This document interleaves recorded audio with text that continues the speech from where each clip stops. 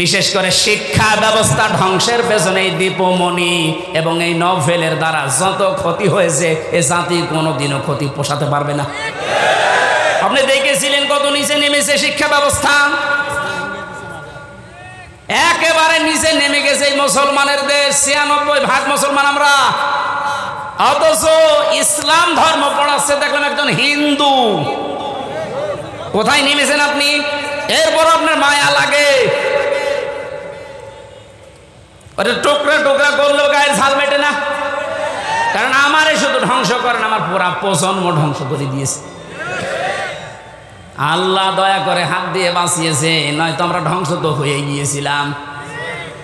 ৯৬% মুসলমানের শেষে যদি একটা হিন্দু ইসলাম ধর্ম বই পড়ায়, তে কোথায় আছে আপনি শিক্ষা ব্যবস্থা বলেন?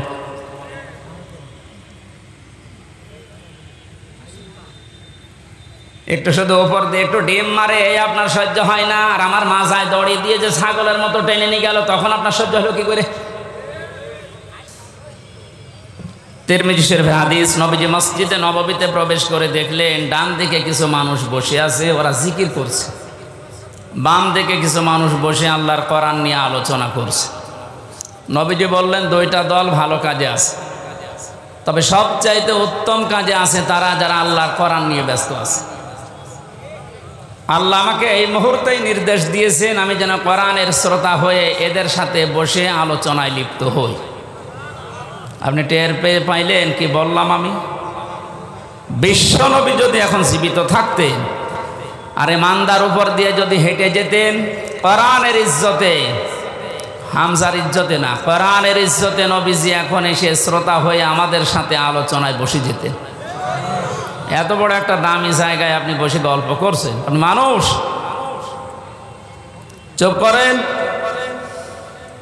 কোরআনের এই অনুষ্ঠানে আমরা আসতে পেরে এটা নিয়ামত মনে করে আমরা শুকরিয়া আদায় করছি, আলহামদুলিল্লাহ। দরুদ আর সালাম পড়ছি আমাদের নবী মুহাম্মদুর রাসূলুল্লাহ সাল্লাল্লাহু আলাইহি ওয়াসাল্লামের প্রতি।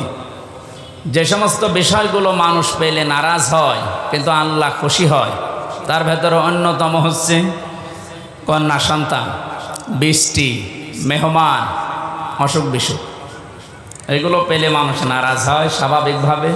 তো আল্লাহ সবচাইতে বেশি খুশি এই 4টা জিনিসের প্রতি।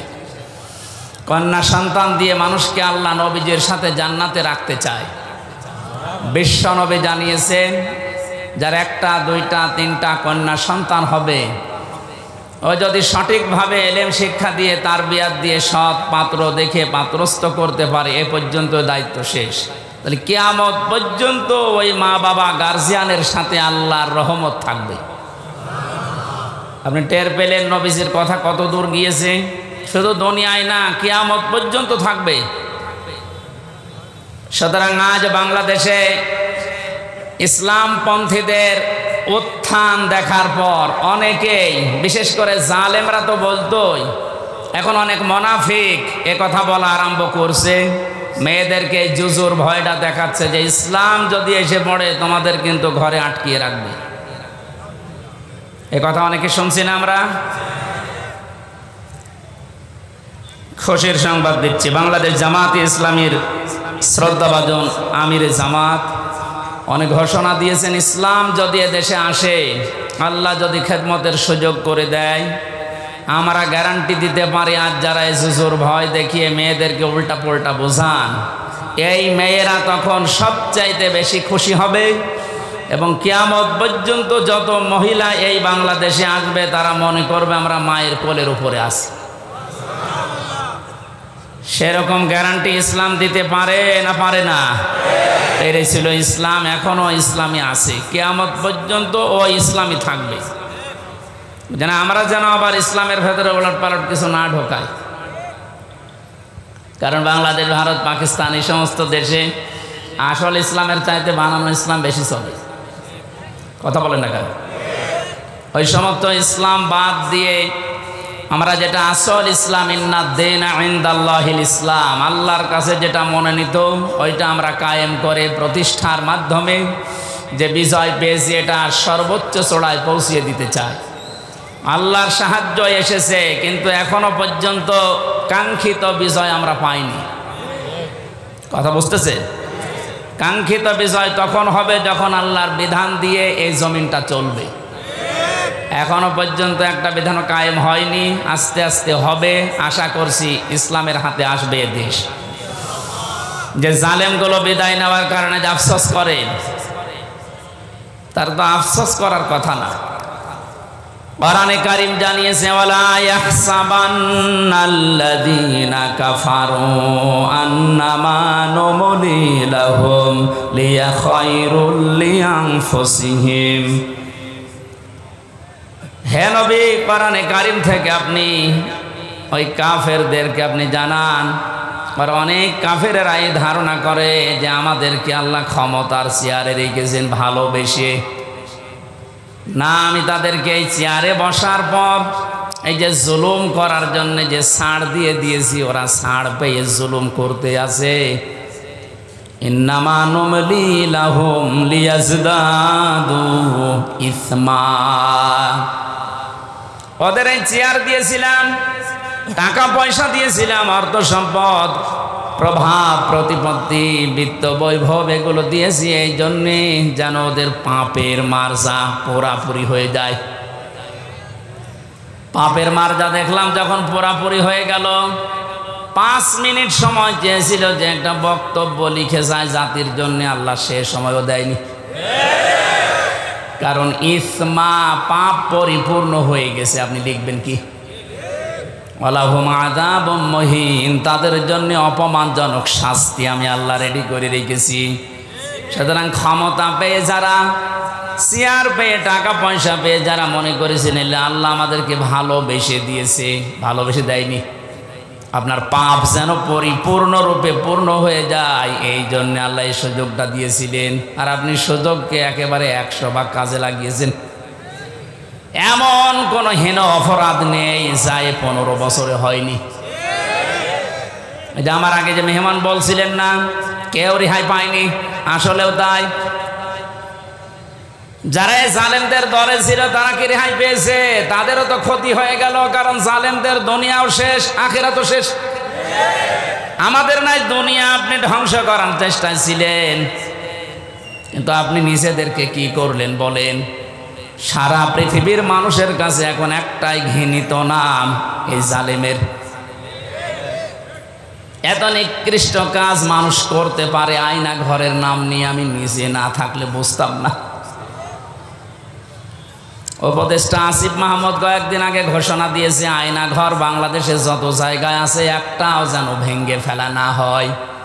এটা রেখে দেন, সারা পৃথিবীর মানুষরা দুনিয়া এখানে আসবে দেখার জন্য যে বাংলাদেশে কি আছে, তারা যেন আয়না ঘর দেখে যায়। কিয়ামত পর্যন্ত পৃথিবীর মানুষেরা জানবে যে বাংলাদেশেও একজন জালেম ছিল। ওরা মনে করেছিল আল্লাহ আমাদের ভালোবেসেই দিয়েছে। সূরা আলে ইমরান 4 নম্বর পারার 12 নম্বর পৃষ্ঠা 7 নম্বর লাইনে আয়াতটি আছে। কাফেররা ধারণা করে যে আল্লাহ আমাদেরকে ভালোবেসে এগুলো সব দিয়ে রেখেছে। আমি যখন প্রথম গ্রেপ্তার হই ওই 11 সালে, ওসি সাহেব আমার থানায় নিয়ে বসে, হুজুর ক্ষমতার মালিক কে? আল্লাহ। আল্লাহ ক্ষমতার মালিক। সূরা আলে ইমরানের 26 নম্বর আয়াত পড়ে ব্যাখ্যা করেন। কি ব্যাখ্যা করব? উনি নিজে দেখলাম পড়লো, ওলিল্লাহুম্মা মালিকাল মুলকি তুতিল মুলকা মান তাশা ওয়া তুইজ্জু মান তাশা ওয়া তুযিল্লু মান তাশা। আল্লাহ পাক বলেন, নবী আপনি বলেন ক্ষমতার মালিক আমি আল্লাহ, যাকে ইচ্ছা দেই, যাকে ইচ্ছা ওখান থেকে নামিয়ে দেই। তো এখন যিনি আছে তাকে তো আল্লাহ ভালোবেসেই দিয়েছে, আপনারা লাফালাফি করেন কেন? কথা তো ঠিকই, আল্লাহ তো দিয়েছে তারে, কারণ উনি যারে ইচ্ছা তারে দেয়, যারে ইচ্ছা নামিয়ে দেয়। আমার ভাইরা, এই জন্য কোরআনে কারীম যারা আমরা শুনতে আজ এসেছি ইবাদত মনে করি, যেভাবে ইবাদত করা লাগে আমি আবার বলছি, আল্লাহ যেন ওইভাবে আজকের 1-1.5 ঘন্টা ইবাদত হিসাবে তিনি লিখে দেন। বলেন আমিন। আজকের তেলাওয়াত কিন্তু আয়াত সূরা শূরা সূরা শব্দের শাব্দিক অর্থ হচ্ছে সংসদ। সূরা মানে কি? এটা তো আমি বানালাম নাকি? এই শব্দ শুনলে অনেকের আবার অ্যালার্জি হয়, তো যাদের অ্যালার্জি হয়তো তার এখন নেই। কথা বলেন না কেন? আমার তো মনে হয় কোরআনে কারিমের কথাগুলো বাংলার বিভিন্ন প্রান্তে বলতে গিয়ে যারা আলেমদের এই মাইক কেড়ে নিয়েছে ওদের নামের তালিকা করে এখন মোড়ে মোড়ে টাঙিয়ে দেওয়া দরকার। জালেমগুলো যেন কিয়ামতের আগে আর নিজের পরিচয় দিয়ে এলাকায় ঢুকতে না পারে। এখনো যদি কেউ বুঝে না বোঝার ভান করে কোন মুনাফিক আবার যদি এই কাজ শুরু করেন, আপনাকে আল্লাহ অপমান আরো বেশি করবে। কারণ আমির হামজা কথা বলছে ওর বাবার কথা সব নাকি বলেন। এই জন্য আমরা সতর্ককারী হিসাবে এসেছি। আল্লাহ আমাদেরকে নবীদের ওয়ারিস বানিয়েছেন। বিশ্ব নবী সহ যত নবী দুনিয়ায় ছিল সব নবী ছিল সতর্ককারী। আজকের আলোচনার বিষয় হচ্ছে সতর্ক। কি বললাম? আমাদের সতর্ক হওয়া লাগবে। আর এই জন্যে এলাকার মানুষ মিলে এই আয়োজন দিয়েছে যেন আমরা সতর্ক হতে পারি। সূরা মানে সংসদ। 53টা আয়াত দিয়েছেন আল্লাহ, 5টা রুকু আছে। একটা মাত্র আয়াত পড়েছি, 5টা ভাগ করেছেন আল্লাহ এই আয়াতের ভেতরে। আমরা এই 5টা বিষয়ে তাফসীর যেহেতু লিখে দিয়েছেন ওইভাবে আমরা কথা বলার চেষ্টা চালাবো ইনশাআল্লাহ। নওগাঁবাসী অ্যাক্টিভ হয়ে শুনবেন। কোরআনে কারীম আল্লাহ এমনভাবে সাজিয়েছেন, এটা হেদায়েত দেওয়ার একচ্ছত্র মালিক আল্লাহ এর হাতেও দিয়ে দিয়েছেন। এই জন্য যত বেশি আপনি মন লাগাবেন, কান লাগাবেন, আল্লাহ তত তাড়াতাড়ি আপনাকে পথ দেখিয়ে দেবে। বিশ্বাস করতে পারেন 100 ভাগ কোরআনের কোন সতর্কবাণী শোনার পরে যদি কারো মনের পরিবর্তন না হয়, সে যেন বিশ্বাস করে নেয় যে তার কপালে আর হেদায়েত নেই। কথা বুঝতেছেন? আল্লাহ পাক বলেন ওয়াকাযালিকা আওহাইনা ইলাইকা কুরআনান আরাবিয়্যান লিতুনযিরা উম্মাল কুরা ওয়া মান হাওলাহা। এসে চুয়াডাঙ্গার এমপি ছিল মাওলানা হাবিবুর রহমান। মাঝে মাঝে বলতেছে আমি ওয়াজ করে করব কি, এত ওয়াজ করে এক বেদের মেয়ে জোসনা এসে আমার বান্দাল সব ভাঙে ফেলে। আমি একটু আটসাট করে গুছিয়ে নেব, এক কথা বলি আমার লাইন কেটে দিচ্ছে। এটা চোখ থাকা যাচ্ছে না ঘন্টাখানি।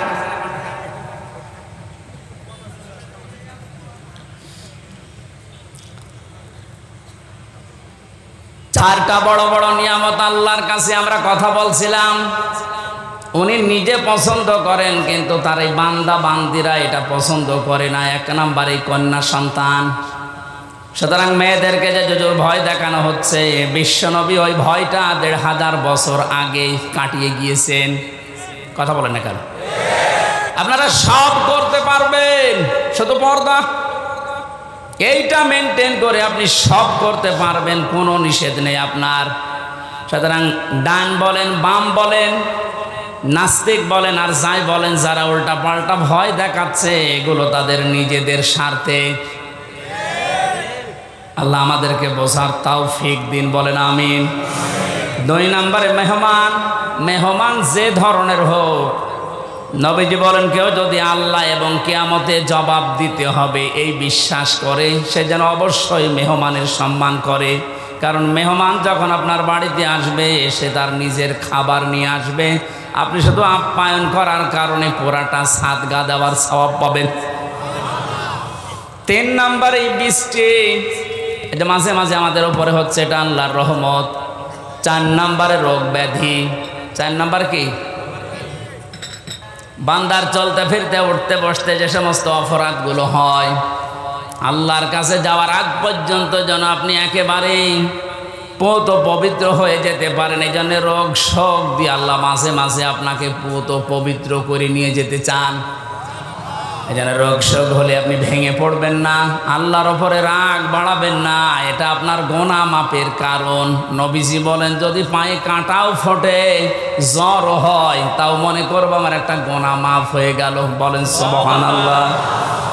ওয়া মা আসাবাকুম মিন মুসিবাতিন ফাবিমা কাসাবাত আইদিয়াহুম ওয়া ইয়াফু আন কাসীর। সূরা শুরার ভেতরে আছে আল্লাহ জানিয়েছেন যে সমস্ত বিপদ আপদগুলো তোমাদের ওপর আমি মাঝে মাঝে পাঠাই, একটা ইচ্ছা করে পাঠাতে চাই না। তোমরা যে অপরাধগুলো করো এই অপরাধের শাস্তির কারণে কিছু কিছু মাঝে পাঠায়।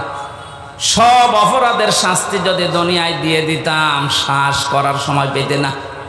এই জন্য রোগশোক হলে ভেঙে পড়বেন না।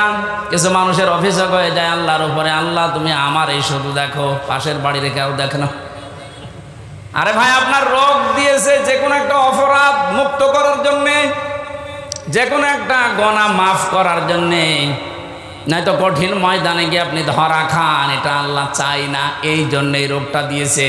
সহ্য করে গেলে, ধৈর্য ধারণ করলে 2টা সওয়াব পাওয়া যাবে। জোরে বলুন সুবহানাল্লাহ। আমরা যে আয়াত পড়েছি ভাই ব্যাখ্যায় যাচ্ছি সরাসরি। ওয়াকাযালিকা আওহাইনা ইলাইকা, এইভাবে করে আমি আপনার প্রতি ওহী নাযিল করেছি। এইভাবে, কোনভাবে?